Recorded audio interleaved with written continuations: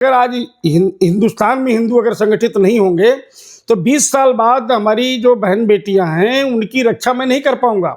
हमें ये कहना पड़ेगा कि मेरी बेटी को ले जाओ। पता भी नहीं चल रहा है कि बांग्लादेशी आकर के यहाँ पर बकरा मीट काटते काटते अंत में हमारे एक हिंदू परिवार के इकलौते पुत्र को भी काट दिए। मुस्लिम लीग एक पार्टी है केरला की, केरला अपने इंडिया में पड़ता है, हिंदुस्तान में पड़ता है। वो तो कहता है कि मंदिरों में अगर पूजा करते हैं हिंदू तो निश्चित रूप से उनको जला देंगे, और रामायण पढ़ते हैं कहीं भी, रामायण हनुमान चालीसा, तो उनको फांसी देंगे। ये नारा अगर मुस्लिम लीग जैसी पार्टियां जो हमारे भारत में रजिस्टर्ड हुई है, इसके जो राष्ट्रीय अध्यक्ष हैं उनके ऊपर राष्ट्रीय सुरक्षा अधिनियम एक्ट के अंतर्गत कार्रवाई होनी चाहिए। सत्ता पड़ेगी तो शादी विवाह भी जात छोड़ करके, जात नहीं कि हम इनकी जात उनकी जात, हिंदू है तो आपस में शादी ब्याह भी करें। बांग्लादेश में हिंदुओं के साथ जातीय हो रही है, अब उसकी आवाज हिंदुस्तान में भी उठाई जा रही है। पूरे भारत में अलग अलग जिलों में हिंदू जगाने की रैली भी की जा रही है। हमारे साथ बातचीत करने के लिए गोपाल राय जी हैं जो एक हिंदू संगठन से आते हैं। मैं इनसे बातचीत करूंगा, तमाम सारे सवालों पर बातचीत होगी। सबसे पहले सर आपका बहुत बहुत स्वागत है। जिस तरह से बांग्लादेश में हिंदुओं के साथ जातीय की जा रही है, अब उसकी आवाज़ हिंदुस्तान में भी उठाई जा रही है। ये नारा लगाया जा रहा है कि हिंदुस्तान के हिंदुओं को जगाने की कोशिश की जा रही है, एकजुट करने की कोशिश की जा रही है। इसको लेकर आपकी क्या राय है, क्योंकि आप खुद एक हिंदू संगठन के राष्ट्रीय अध्यक्ष हैं? देखिए, मैं गोपाल राय, राष्ट्रीय अध्यक्ष विश्व हिंदू रक्षा परिषद, और कम से कम हमारा 18 स्टेट में संगठन बना हुआ है। बांग्लादेश का नारा हिंदू नहीं हमारा, ऐसा नारा जब कोई इसी देश से निकलता है तो इसका मतलब वास्तव में उस जाति का क्या होगा। जहां 28% हिंदू थे, आज 8% हिंदू रह चुके हैं। पाकिस्तान में आज 2% हिंदू हैं। ये सब देख करके हमारी संगठन जो है विश्व हिंदू रक्षा परिषद ने जंतर मंतर पर प्रोग्राम किया। आसाम बांग्लादेश में भी जाकर के, आसाम में भी किया। बांग्लादेशियों के जितने घुसपैठिए आए हुए थे उनसे भी मिला।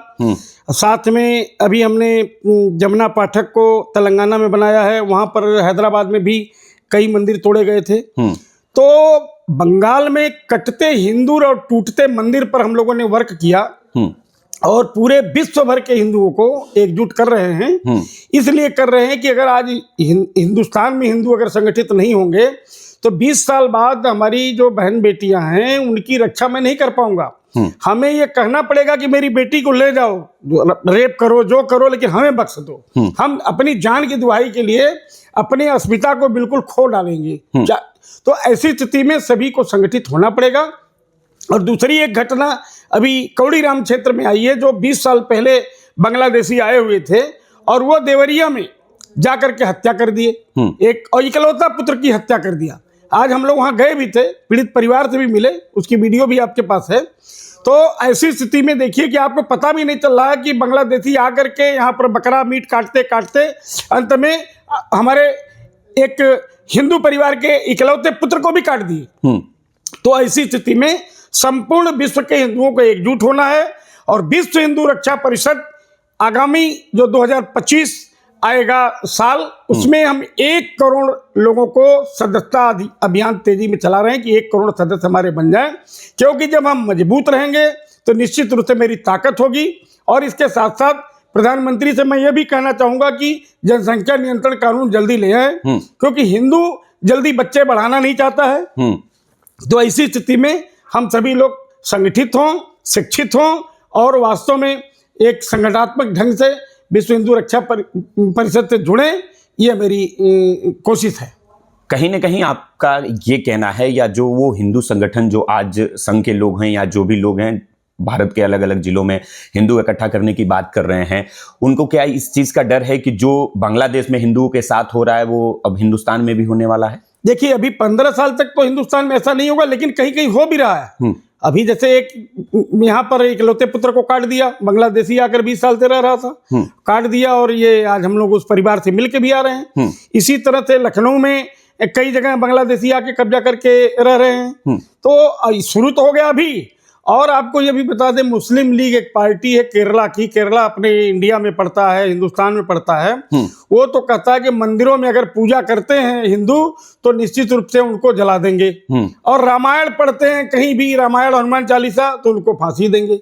ये नारा अगर मुस्लिम लीग जैसी पार्टियां जो हमारे भारत में रजिस्टर्ड हुई है, इसके जो राष्ट्रीय अध्यक्ष हैं उनके ऊपर राष्ट्रीय सुरक्षा अधिनियम एक्ट के अंतर्गत कार्रवाई होनी चाहिए और ये इनका जो रजिस्ट्रेशन है उसको रद्द करना चाहिए। देखा जाए तो अभी कुछ दिन पहले उत्तर प्रदेश के मुख्यमंत्री एक नारा दिए थे, ये बटोगे तो कटोगे, एक है तो सेफ हो। तो क्या लगता है कि ये नारा कितना हद तक सही है? देखिए, उन्होंने जो कहा था कि बटोगे तो कटोगे, तो निश्चित रूप से एक तो कौड़ी राम का ही आदमी जो बांग्लादेश से आया हुआ था उसने काट दिया इकलौते पुत्र को, वो भी ठाकुर परिवार का युवा लड़का था। हम लोग आज उस परिवार से, तो ये कई जगह ऐसा हो रहा है। ऐसा नहीं कि ये आने वाले 10 साल में तो बहुत कुछ हो जाएगा। तो किसको एकजुट करने की बात कर रहे हैं मुख्यमंत्री जी, जिस पे आप लोग लगातार काम कर रहे हैं? वो किसी भी जात का हो, जो हिंदू है वो निश्चित रूप से एकजुट होकर के काम करेगा, हिंदुत्व के लिए लड़ेगा, हिंदुत्व को संगठित करेगा। आवश्यकता पड़ेगी तो शादी विवाह भी जात छोड़ करके, जात नहीं कि हम इनकी जात उनकी जात, हिंदू है तो आपस में शादी ब्याह भी करे। कई सारी खबरें ऐसी आती हैं कि एक दलित समाज का जब मंदिर में पूजा करना जाता है और जब वो पूजा करके निकलता है तो मंदिर को गंगा जल से धुलवाया जाता है। बिहार के एक मुख्यमंत्री थे, दलित समाज से आते थे, बिहार के एक मंत्री थे, सॉरी, वो दलित समाज से आते थे। जब मंदिर में गए, पूजा करके निकले तो पूरे मंदिर को गंगा जल से धुलवाया गया। क्या वो हिंदू नहीं थे? नहीं, ऐसा है कि बहुत से तो राजनीतिक दृष्टिकोण से लोग ऐसा करते हैं, इसलिए कि चर्चा में रहने के लिए। और अब हिंदू बहुत जगह जो है पुजारी बने हुए हैं जो दलित हिंदू भाई हैं। अब वो बातें धीरे धीरे समाप्त हो रही है। अब आपको नई ताजा कुछ नहीं दिखाई पड़ेगी। विपक्षी पार्टियों का कहना यह है कि जो समाजवादी है या कांग्रेस है, जब ये नारा आया था कटोगे तो बटोगे, उनका कहना है कि ये चुनाव को लेकर ये अभी से बयानबाजी कर रहे हैं कि जितने दलित लोग हैं उनका वोट ज़्यादा से ज़्यादा पा सकें और फिर से एक बार सत्ता में बने रहें। देखिए, ऐसा है, वो अगर कुछ शिगुफा नहीं छोड़ेंगे तो कैसे लोगों के, चूंकि उनके वोट बिल्कुल हट रहा है। जैसे समाजवादी पार्टी यूपी में हो गई, कांग्रेस हो गई, तो अब स्थिति बहुत खराब होती जा रही है उनकी, क्योंकि हिंदू अब जागरूक हो चुका है। अपने आत्मरक्षार्थ, अपने परिवार की देखते हुए संगठित करने का निश्चित रूप से समय आ गया है। लोग कर रहे हैं और संगठित होकर के, संगठित रहेंगे तभी जाकर के वो आगे बढ़ सकते हैं, वरना आने वाली स्थिति बांग्लादेश की होगी। संभल घटना को लेकर आपकी क्या राय है? क्योंकि संभल में जिस तरह से विवाद हुआ, 5 मुस्लिम लोगों की जान चली गई, घर वालों का आरोप है कि पुलिस की तरफ से गोलियां चलाई गई, वहां पे तमाम सारी दुकानों को आग के हवाले कर दिया गया, गाड़ियों को आग के हवाले कर दिया गया। तो इस घटना को लेकर आपकी क्या राय है? नहीं, देखिए, ऐसा है कि कुल मिलाकर के वहाँ पर जो पुरातत्व विभाग के अधिकारी थे वो सर्वे करने गए थे, तो वो अधिकारियों को उनको कुल मिला के सहयोग करना चाहिए। सहयोग जो नहीं देगा तो निश्चित रूप से उसके खिलाफ कानूनी कार्रवाई करनी चाहिए। सरकार का सहयोग इसलिए करना चाहिए कि सरकार सही काम कर रही है।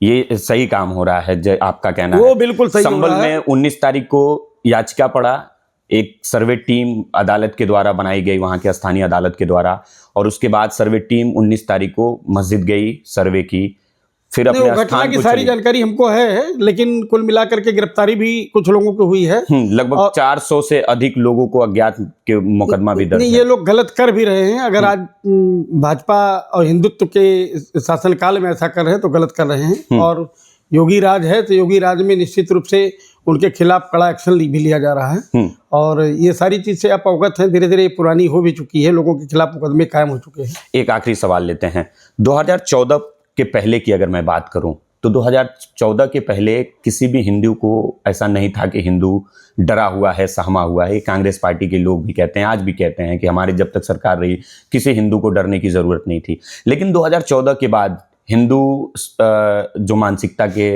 लोग हैं या हिंदू सनातन या सनातन के लोग हैं, वो ऐसा क्यों कह रहे हैं कि मुसलमानों से डर है? नहीं, देखिए, मुसलमानों से डर तो है, ये बात तो डरने की आवश्यकता भी है और मजबूत होने की आवश्यकता है। जब मजबूत हो जाएंगे तो डरने की आवश्यकता नहीं है, बस संगठित हों और अपनी सुरक्षा करें। यानी आप लोगों का साफ कहना है कि मुसलमानों से, एक पक्ष के लोग, एक जो धर्म के लोग हैं, उससे आप लोगों को डर है। हाँ, चलिए, बहुत बहुत धन्यवाद बातचीत करने के लिए। गोपाल राय जी थे और इनका साफ तौर पे कहना है कि हिंदू को एकजुट करने की अब जरूरत है, नहीं तो आने वाले 10-15 सालों में हमारी बहन बेटियों की आबरू सरेआम जो है वो लूटी जाएगी।